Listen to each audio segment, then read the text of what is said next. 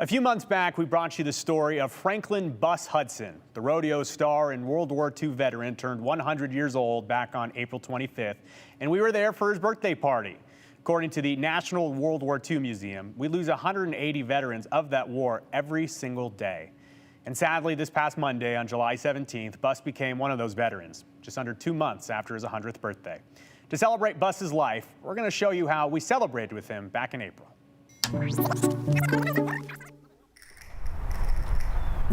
A Tuesday in April. You're the star of the show. Isn't usually a day that stands out for a lot of people. Okay, tuck it in the back. Unless that person Your hands are cold. No, they're not. is a veteran. Okay, gotcha. And that day, Come in, come in. April 25th, Hey, birthday boy. is his 100th birthday. How do I feel? I feel good. Franklin Bus Hudson Yeah, I feel good. is getting a lot of visitors today. Glad we could come celebrate your birthday Oh, today. yeah. Oh, yeah, I Dad, remember this you is now. Tim, the chaplain. We brought you some chocolate cake. Bus may be slow to get around these days, Why is everybody coming here? but still quick with a joke. It's my 54th birthday. We're celebrating, can't you understand?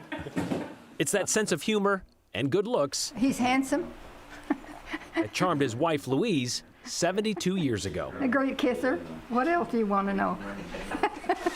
Maybe a little about his military service. Born on the plains of West Texas, The doctor came all the way out there to deliver me, and I think he was in a buggy.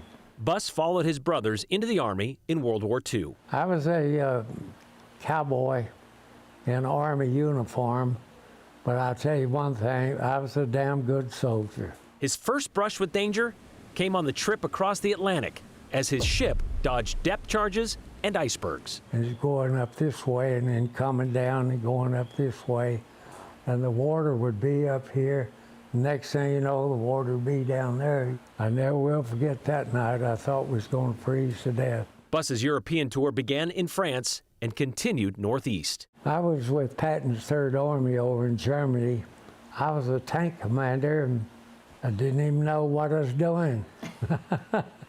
I thought, well, if I stay here long enough, I'll figure it out, you know. But Bus remembers having to figure out how to follow the infantry into a town one morning on a road too narrow for tanks. came back up. I said, okay, James, put it in low gear and get through this hole.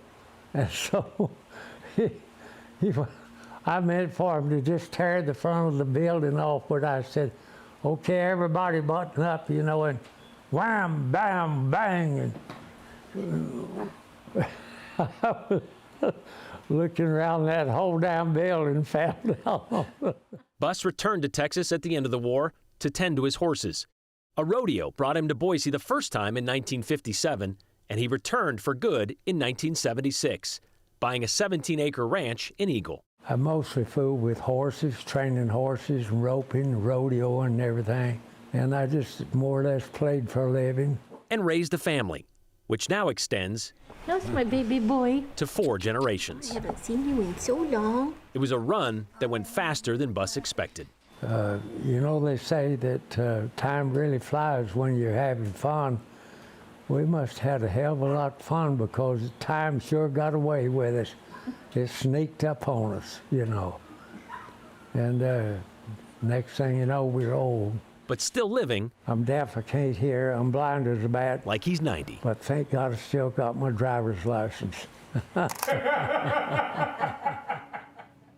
His family tells us that sometimes he still used that driver's license, and we found out about his passing, Bus's passing from his daughter Amy earlier.